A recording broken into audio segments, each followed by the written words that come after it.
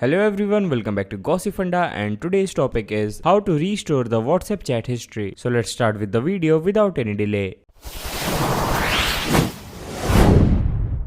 First way to recover the chat history through backup. This will be helpful for the people who are using a new mobile phone. And for that, first of all, you have to create a backup. To create a backup, open settings on WhatsApp, then go to chats, go to chat backup, add your Google account and tap on backup. Now uninstall the WhatsApp and reinstall it again. Now again set up your account and tap on restore. And then you can easily restore your chat from the backup. The second way to restore your chat from your phone's WhatsApp database. And for that, first of all, open file manager on your mobile, then go to WhatsApp, go to database. Now here you will get all the backup files. Now you have to rename the backup file you want to restore. So rename the backup file from this to this. And remember one thing, don't change the number of script extension. Now uninstall and reinstall the WhatsApp and tap on restore when prompted. So these were the ways to fix your issue. I hope this video helps. Make sure to like, share and subscribe.